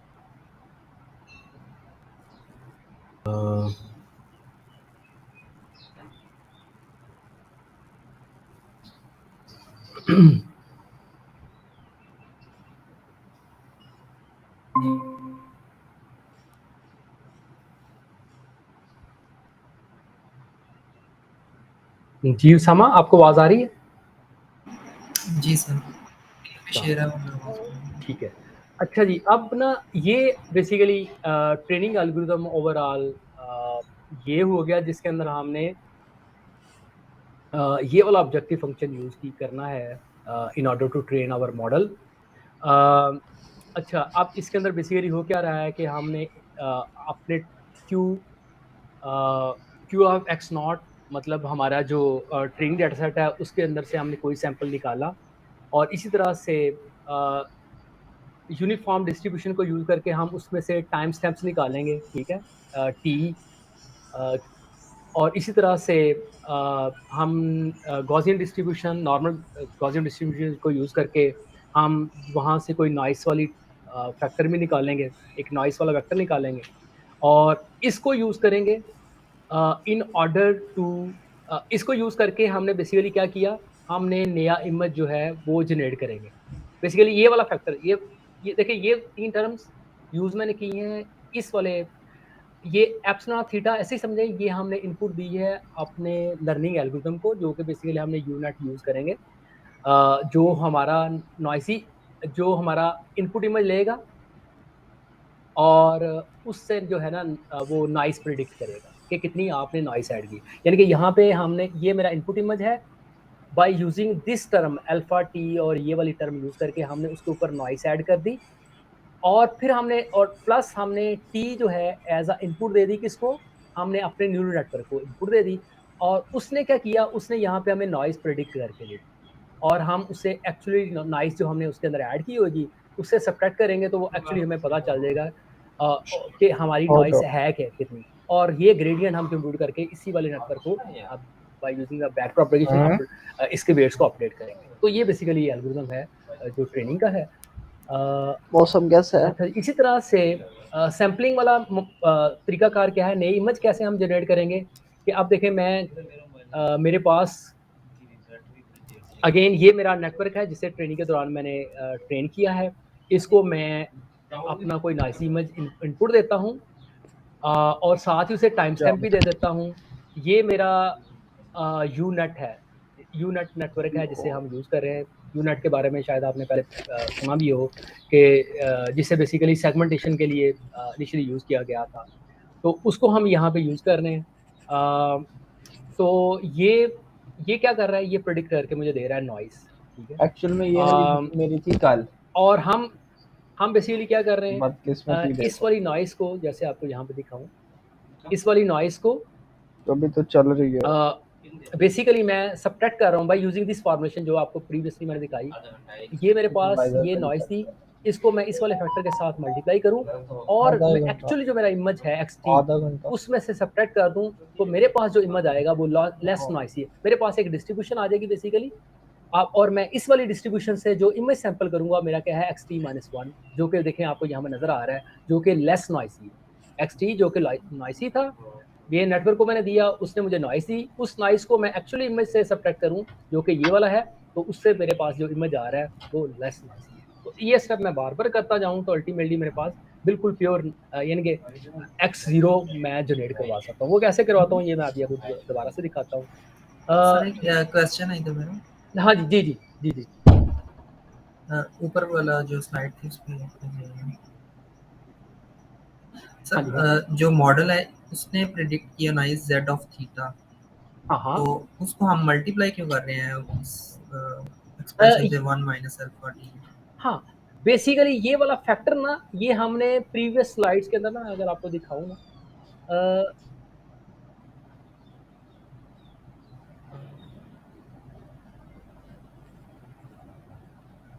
ये देखें, ये वाला फैक्टर है बेसिकली ना, इस वाले फैक्टर के साथ, यानी इसी फैक्टर को थोड़ा सिंप्लीफाई कर लिया था बेसिकली ना। ये मेरे कहने का मतलब ये था कि ये हमने मीन प्रेडिक्ट करना था ना, बेसिकली मीन को हमने कन्वर्ट, यानी कि यहाँ पे ये बात की गई थी कि अगर मेरे पास दो गॉसियन डिस्ट्रीब्यूशंस हैं, और अगर मैं केएल डाइवर्जेंस क्या है कि दो डिस्ट्रीब्यूशन को आप आपस में उनका डिफरेंस बेसिकली फाइंड करें, ठीक है। ये केएल डाइवर्जेंस की फॉर्मुलेशन थी।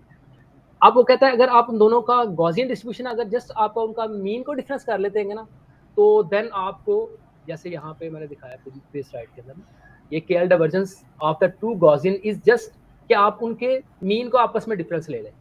अब मैं उनके मीन को डिफरेंस किया ना, यानी कि ये पहले का मीन है, ये दूसरे का मीन है, तो मेरे पास जो अल्टीमेटली एक्सप्रेशन आ गया ना, उसके अंदर बेसिकली क्या, यानी कि इसको मजीद मैं सॉल्व करूँ ना, यानी कि वो सिंप्लीफिकेशन मैंने आपको यहाँ पे शो नहीं की हुई, तो मेरे पास ये बेसिकली नॉइस आ जाती है। ये आप यानी कि ग्राउंड ट्रुथ नॉइस और जो प्रिडिक्टेड नॉइस है उनको आपस में सब्ट्रैक्ट करें। अब उसी के दौरान ना, यानी कि उसी सिंप्लीफिकेशन के दौरान ये वाला एक्सप्रेशन आ गया था, जैसे आपको यहाँ पे शो किया जा रहा है ना, ये वाला फैक्टर जो मल्टीप्लाई हो रहा है, ये जो हम मीन से नॉइस की तरफ मूव करते हुए जो सिंप्लीफिकेशन दरमियान में आई ना, ये फॉर्मेशन वहां से बेसिकली आई, ठीक है, 1 माइनस टी और 1 माइनस अल्फा टी और 1 माइनस बीटा टी, ये देख लें, ये यही फैक्टर है, ये वाला फैक्टर, ठीक है, ये यहाँ से आया बेसिकली। अगेन आपको मैंने आपको वहाँ पे शो नहीं किया कि ये कैसे ड्राइव किया, लेकिन आप देख सकते हैं medium.com पे ना, वहाँ पे URL पे आपको इसका सोल्यूशन मिल जाएगा वहाँ से। तो ये वाले फैक्टर के साथ हमने जस्ट में, तो ये हमारे पास बेसिकली क्या होगा, ये मीन आएगा इसका पूरा। देखें दोबारा नाइस से हम कैसे मीन बना रहे हैं, ये पूरा मीन ही आएगा, ये पूरा मीन, ये पूरा हिस्सा मीन है, यानी कि नई हमारी डिस्ट्रीब्यूशन आएगी जिसका ये मीन है और ये वेरिएंस है। अब मैं इससे सैंपल निकालूंगा तो मेरा क्या सैंपल होगा, xt-1, यानी कि नया ये इमेज मैं निकाल रहा हूँ रैंडमली, इस वाले सैंपल से मैं इस वाली डिस्ट्रीब्यूशन से इमेज निकालूं तो वो ये वाला है जिसकी नॉइस क्या है वो कम, ठीक है। हाँ जी जिन सामक आइडिया हो गया इसका, इस वाली बात का। जी सर क्लियर है।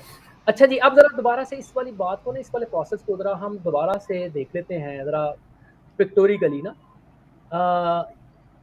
अगेन जी हमने यूनिट मॉडल को यूज़ कर किया।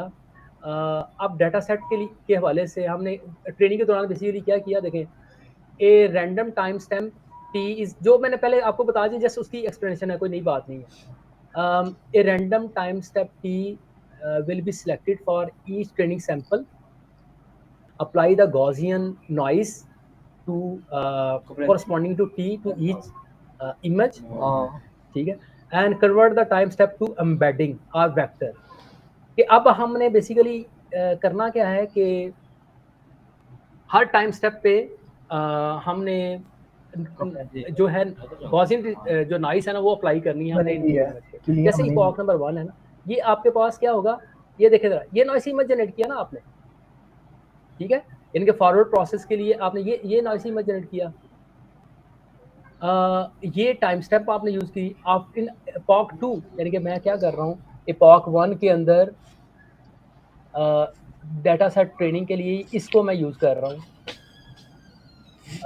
इपॉक 2 के लिए ये वाला डाटा सेट मैं यूज कर रहा हूँ, इपॉक 3 के अंदर ये वाला डाटा सेट मैं यूज कर रहा हूँ। अब जरा इस बात को जरा ट्रेनिंग के कॉन्टेक्स्ट में देखें तो इस बात की और वजाहत हो जाएगी, ज़्यादा समझ आ जाएगी। देखें जी, ये मेरा ट्रेनिंग जो था एल्गोरिदम था। बेसिकली क्या करता हूँ, रैंडमली मैं टाइम स्टेप सेलेक्ट कर लेता हूँ कि अच्छा जी मुझे ना 14 टाइम स्टेप पे जो है ना नॉइस जनरेट करवानी है। अब मैं इसकी इनकोडिंग भी जनरेट कर लेता हूँ। ये इनकोडिंग बेसिकली जस्ट लाइक ऐसे समझ लें, मैं टाइम स्टेप को कोई यूनिफॉर्मली ना किसी खास फॉर्मेट के अंदर इनकोड करके नेटवर्क को देना चाह रहा हूँ ताकि नेटवर्क अंडरस्टैंड कर ले। यानी कि 14 को ऐसे ही नंबर नहीं, बल्कि इसके कॉरस्पॉन्डिंग कोई नंबर लगाना, यूनिक नंबर लगाना चाह रहा हूँ, इनकोडिंग लगाना चाह रहा हूँ। तो वो बाय यूजिंग डिफरेंट स्ट्रेटजीज लोग ना इनकोड कर लेते हैं। जैसे यहाँ पे भी मैंने आपको शुरू वाली स्लाइड के अंदर मेरे ख्याल है किसी जगह पे शो किया है कि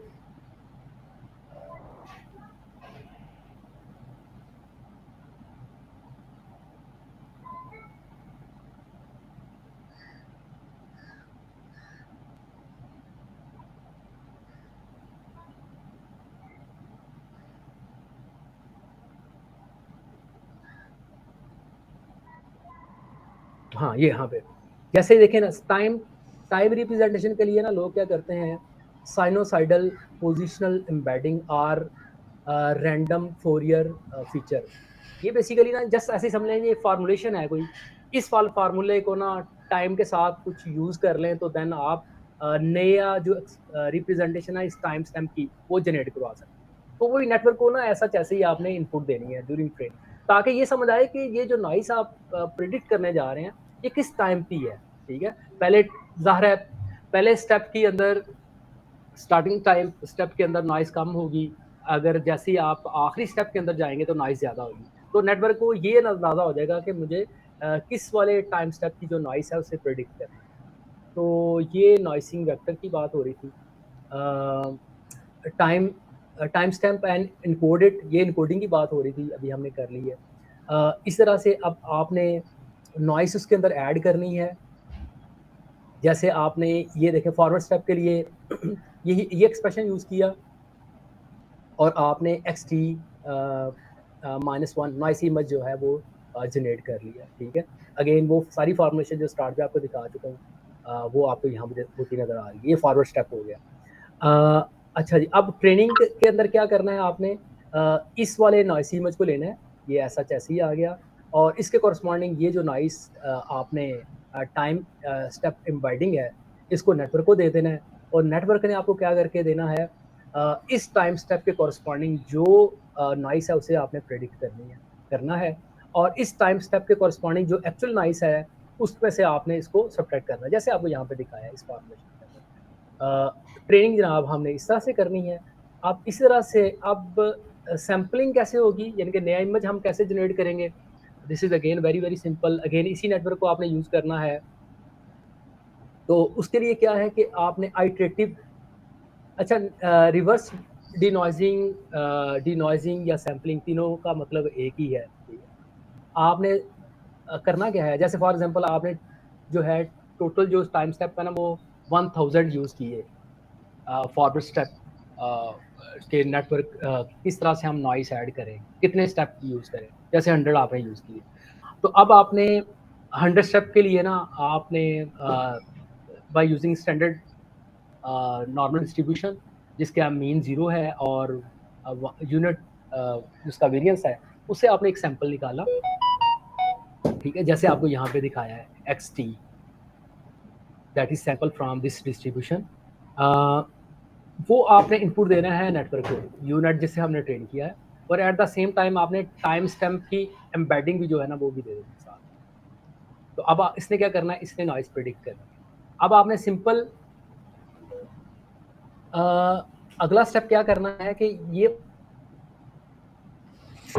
जो आपके नेटवर्क ने प्रेडिक्ट की है उससे माइनस कर दिया आपने किसके साथ, जो एक्चुअल नॉइस है। तो अब आपके पास जो इमेज आया वो लेस नॉइसी आ जाएगा, ठीक है। और लेस नॉइसी इमेज को जैसे हम आपको यहाँ पे दिखा रहे हैं, इस वाली फॉर्मेशन को भी हमने देखा था, ठीक है, पिछली साइड्स के अंदर वो। अच्छा, ये जी एक स्टेप के अंदर ये हुआ। अब हमें ये स्टेप बार बार करना है, अल्टीमेटली चूंकि हम अचीव ये करना चाह रहे हैं, ठीक है, T0 अचीव करना चाह रहे हैं। अब ऐसे मूव बैकवर्ड मूव करते जाएं, ठीक है।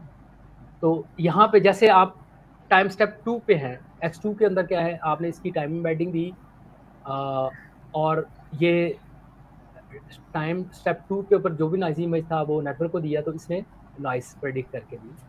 अब सिंपल आपने क्या करना है, ये जो प्रेडिक्टेड नॉइस है इसे X2, ये प्रेडिक्टेड नॉइस इसे X2 में से सब्ट्रैक्ट करें, इसको इसमें सब्ट्रैक्ट करें, तो अब आपके पास एक इमेज आ जाएगा जो पहले से बेहतर है, ठीक है। Again by using this formulation, वही जो पहले हम देख चुके हैं। इसी तरह से अब मैं ये वाला इनपुट इमेज और इसकी टाइम स्टैम्प नेटवर्क को दूँ, तो वो इस वाले इमेज पे क्या नॉइस है वो प्रिडिक्ट कर देगा। अब मैं इस वाली नॉइस को इस वाले इमेज में से सब्ट्रैक्ट करूँ, यानी कि इस वाली नॉइस को मैं इस वाली इमेज जो इनपुट X1 है तो मेरे पास X0 आ जाए। तो आउटपुट इसकी क्या आ गई, अल्टीमेटली मेरे पास ये X0 वाला इमेज जिसके ऊपर कोई नॉइस नहीं। तो जनाब ये था कुछ ओवरव्यू दोस्तों के, आपको कुछ ना कुछ किसी लेवल पे इसकी ज़रूर समझ आई होगी। अब मैं ना जस्ट बहुत थोड़े टाइम के अंदर लिए ना, जस्ट मैं इसका ना एक मैं चाहूँगा आप लोग इसको इस वाले कोड को रन करके देखें। ये मैंने कोड एक्चुअली चला दिया हुआ है, हमारा जो Ubuntu जो मशीन है ना, जो हमारी लैब के अंदर है, मेरे ऑफिस के अंदर है, उसके ऊपर मैंने इस वाले कोड को चला भी लिया और इसको रन करके देख भी लिया। अब मैं ना इसको छोटे छोटे सेगमेंट्स के अंदर मैं अगर आपको दिखाना चाहूँ ना, तो बल्कि मैं ऐसा करता हूँ, जस्ट ना पहले एक छोटा सा व्यू देख लेते हैं। हाँ जी, सारे लोग मेरे साथ हैं, आवाज आ रही है? Yes sir. अच्छा, यहाँ पे ना फॉरवर्ड स्टेप, मैं जस्ट ना यहाँ पे फॉरवर्ड स्टेप को जरा समझाने के लिए ना फिर हम एक्चुअली देख लेते हैं। ये forward step basically assume data पे ना दिखाया। जैसे देखिए, ये फर्ज किया मैंने ना X0 मेरा क्या है, ये मेरा बैच है बेसिकली, जिसे मैं समझ लें सैंपल करता हूँ। इनपुट मेरा डाटा है, डाटा मेरा है MNS डाटा सेट है या कोई डाटा सेट है, उसमें से मैं 2 इमेजेस ले लेता हूँ। यहाँ जैसे इसके ना डमी इमेजेस मैंने 2 बनाए हैं, जिनका साइज 32x32 रखा है, 3 उनका चैनल है और 2 इमेजेस हैं। ये मेरा x0 है जैसे मैं आपको अभी दिखा रहा। अच्छा, अभी ये बीटा जो है मेरा सर स्क्रीन शेयर नहीं है आपको? स्क्रीन शेयर नहीं। ओके,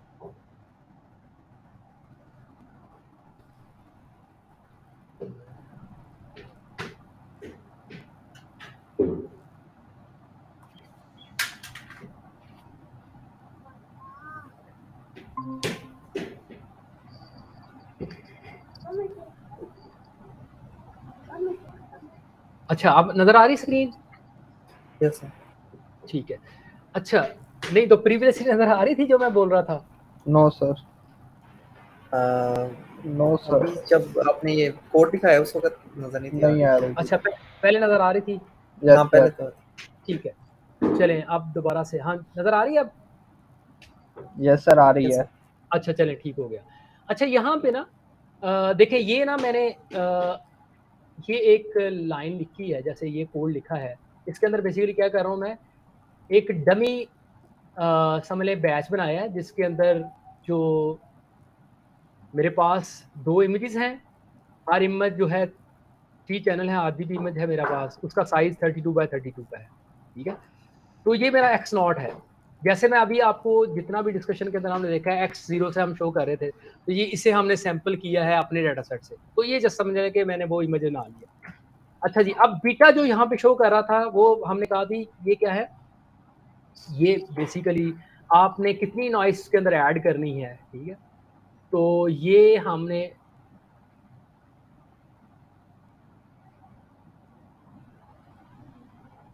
ये बीटा के साथ शो कर।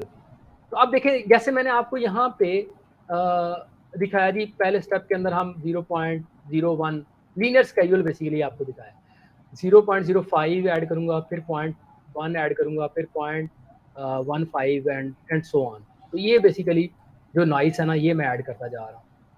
अच्छा, अब मैं इसमें से टाइम स्टैम्प ना खुद से सिलेक्ट कर लेता हूँ कि इसके इस वाली टाइम स्टैम्प पे 1 पे और 3 पे ना मैं नॉइस ऐड करना चाह रहा हूँ। यानी कि टाइम स्टेप नंबर 1 और टाइम स्टेप नंबर 3 पे जो है वो मैं नॉइस ऐड करना। तो ये मैंने टी सेलेक्ट कर लिया जैसे आपको यहाँ पे दिखाया। अल्फा क्या था? अल्फा जैसे मैं आपको बता रहा था कि 1 माइनस बीटा है, वो यहाँ पे शो कर दिया।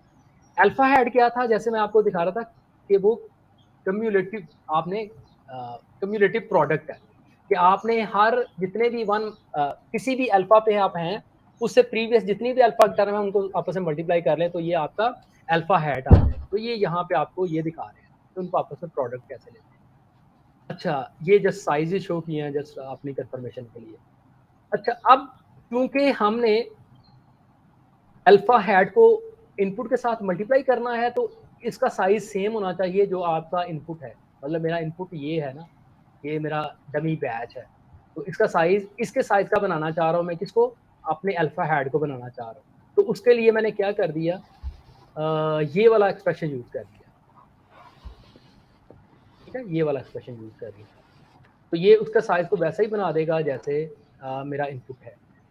अच्छा, इसके बाद मैं ये देखें, ये रैंडम नॉइस मैंने निकाली कहाँ से, ये मैंने रैंडम सैंपल किया, यानी नॉर्मल डिस्ट्रीब्यूशन से ये नॉइस मैंने सैंपल की और इसका साइज भी वही बना दिया जो मेरा इनपुट है। इनपुट मेरा बैच जिसके अंदर 2 इमेजेस हैं, 32x32 का है और 8 GB इमेज है फॉर एग्जांपल उसके। और ये देखें ज़रा, ये मैंने मीन टर्म को सॉल्व कर लिया।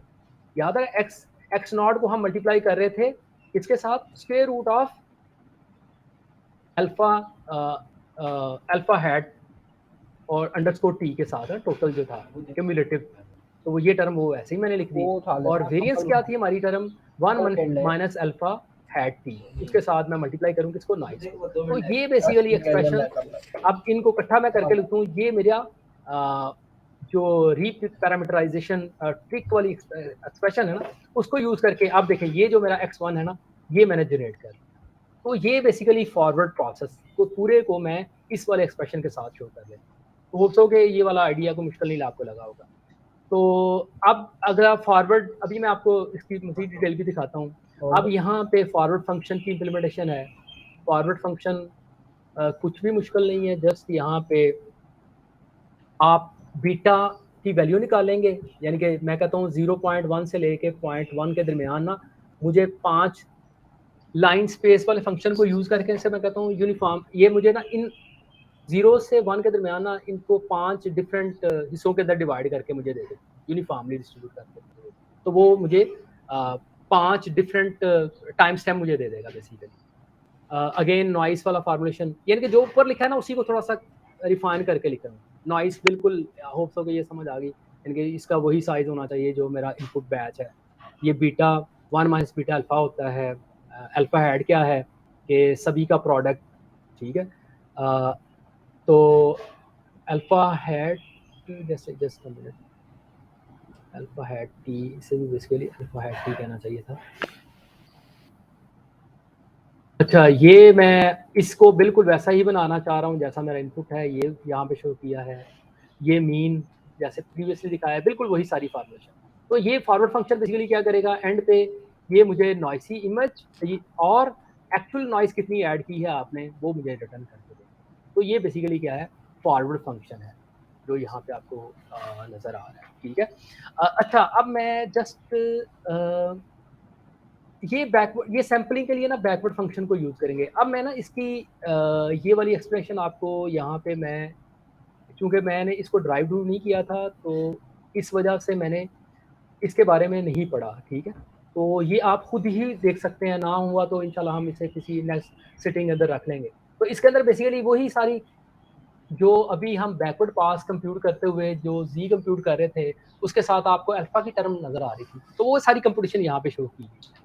तो यहाँ पे भी हम आपको बेसिकली बैकवर्ड फंक्शन आपको मीन और वेरिएंस कंप्यूट करके देता है, तो वो यहाँ पे दिखाया है एंड सो ऑन। इस वाली डिस्कशन के अंदर ना जस्ट मैं आपको फॉरवर्ड पास के बारे में और अपने कोड के अंदर जो डिफरेंट तरह की नोटेशन हमने यूज़ की ना, उस हवाले से बताना चाह रहा था। होप्स हो कि आपको किसी ना किसी लेवल पे इसकी ज़रूर अंडरस्टैंडिंग होगी। अब आपने करना क्या है, अब आपने सिंपल इस वाले कोड को रन करके देखना है। इसके अंदर बिल्कुल जो फॉरवर्ड पास वाला आइडिया मैं आपको दिखा रहा हूँ, ये मैंने इसी से अंडरस्टैंड किया, ठीक है। ये बिल्कुल वही उसी तरह का है आइडिया जो अभी हमने डिस्कस कर लिया। और यहाँ पे बैकवर्ड पास को भी ऑल्दो इसको मैं डेमोंस्ट्रेट करके कुछ नहीं दिखा रहा, लेकिन ये सारा सैम्पलिंग के लिए हम इसे यूज़ करते हैं। ये नज़र आ रहा है आपको, at the rate of dot dot no grade, मतलब यहाँ पे हमने चूँकि जस्ट प्रेडिक्शन करनी है, कोई लर्निंग नहीं करनी जब हम सैम्पलिंग कर रहे होते हैं, जस्ट लाइक टेस्टिंग, तो इस वजह से एट द रेट ऑफ जो है टर्म उसे यूज़ कर लिया। इस कोड के अंदर ये चीज़ें हैं, प्लीज़ आप देखिएगा। यहाँ पे किस इंडेक्स से हम जो टाइम स्टैम्प बनाना चाह रहे हैं, मेरा ख्याल है यहाँ पे उसकी वजाहत है।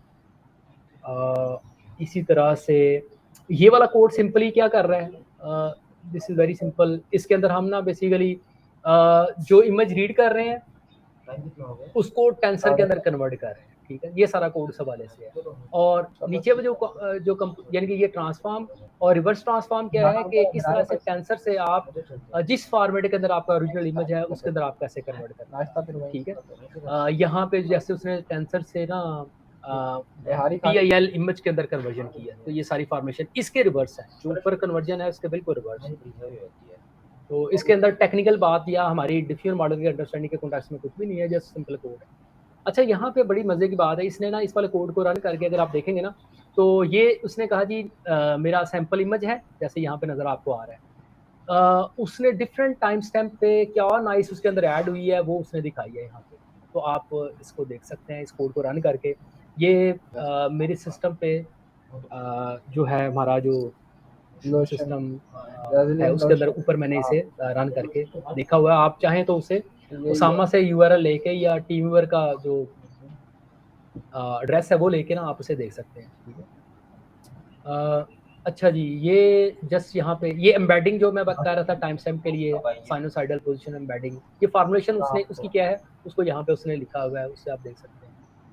अच्छा जी, इम्पॉर्टेंट बात, आज के लेक्चर के अंदर मैंने यूनिट के वाले से कुछ भी बात नहीं की है, ठीक है। तो ये यूनिट के अंदर क्या क्या ब्लॉक्स यूज़ किए गए हैं, ये उसकी डिस्कशन है। क्योंकि डिफरेंट मॉडल के रेलेवेंट नहीं थी, इस वजह से मैंने इसके बारे में आपको कुछ नहीं बताया। आप इसके बारे में मुझसे देख लीजिएगा। ये यूनिट उसने बना दिया अगेन, और इसके अंदर यही ब्लॉक जो मैं आपको ऊपर दिखा रहा हूँ उसके यूज़ किए। इसके अंदर ये फॉरवर्ड पास है, उसको शो किया है उसने यहाँ पे। और यहाँ पे जनाब इंटरेस्टिंग बात, ये यहाँ पर पैरामीटर यूज़ किए हैं डिफरेंट, और डिफरेंट मतलब मॉडल बनाना है, ऑब्जेक्ट कैसे वेरिएबल बनाए हैं यहाँ पे शो किया है। और ये ट्रेनिंग उसने की है, और ट्रेनिंग के बाद डिफरेंट नॉइसेस जो है ना, इंटरेस्टिंग पार्ट यहाँ से आएगा। ये ट्रेनिंग है सिंपल ट्रेनिंग जैसे हम करते हैं कि ये देखें ये फॉरवर्ड पास है जिसके अंदर नॉइस ऐड की है, फिर ये ट्रेनिंग प्रोसेस है जिसके अंदर नॉइस प्रिडिक्ट हुई हैं, और किस तरह से ये वेट्स को अपडेट कर रहा है, ये सारा स्टेप वही जैसे नॉर्मली हम देख रहे होते हैं।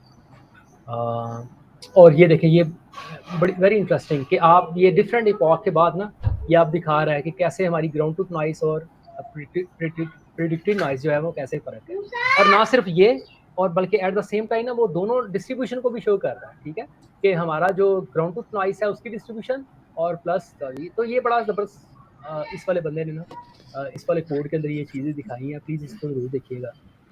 ये देखें कैसे कैसे जैसे हम ट्रेनिंग बढ़ाते जाते हैं 400 टॉक के बाद देखें नॉइस और प्रिडिक्टेड नॉइस जो ग्राउंड ट्रूथ और प्रिडिक्टेड नॉइस कैसे सेम होती है, और ये डिस्ट्रीब्यूशन भी उसने दिखाई है साथ डिस्प्ले करवा के। और अल्टीमेटली देखें जैसे जैसे हम उसके नंबर ऑफ ट्रेनिंग बढ़ाते जाते हैं तो कैसे दोनों डिस्ट्रीब्यूशन एक जैसी होती जाती है। तो ये सारा कुछ इसने यहाँ पे दिखाया, और ये इसी तरह से ये अब सैम्पलिंग प्रोसेस भी यहाँ पे दिखा है कि कैसे हम नॉइस से जो है वो इमेज जनरेट करते हैं, ये वाली सारी बात, ठीक है। अच्छा जनाब ये सारा कुछ था आज के लेक्चर के हवाले से। और अच्छा मज़ीद भी ना इसने मेरा ख्याल सी फॉर 10 इस वाले डेटा सेट पे भी इस मॉडल को ट्रेन करके देखा है, तो वो ट्रेनिंग चल रही थी अभी, तो इस वजह से मैंने उसके रिजल्ट वगैरह नहीं देखे, लेकिन एनी हो वो अभी आप देख सकते हैं, इसने इसके अंदर इसको रिजल्ट वगैरह दिखाए हुए हैं, तो प्लीज़ आप इसको ज़रा देख लीजिएगा अपने तौर पे, ठीक है। लेकिन मैंने इसे रन करके नहीं देखा वैसे अभी तक, क्योंकि ये ट्रेनिंग चल रही थी, इस वजह से कंक्लूजन मैं नहीं निकाल सका इस हवाले से। तो इन शॉर्ट ये था जनाब आज का लेक्चर। हो सो किसी ना किसी लेवल पे आपको ज़रूर इनपुट ज़रूर मिली होगी इस वाले लेक्चर के हवाले से। मज़ीद आई नो दैट अभी बड़ी सारी चीज़ें इस हवाले से और मज़ीद डिस्कशन के लिए चाहिए, लेकिन इंशाल्लाह with the passage of time ज़रूर हम ऐड करते रहेंगे, ठीक है जी। सर रिकॉर्डिंग रोक दो। हाँ जी ठीक है, कोई सवाल है तो कर लें जी उसामा।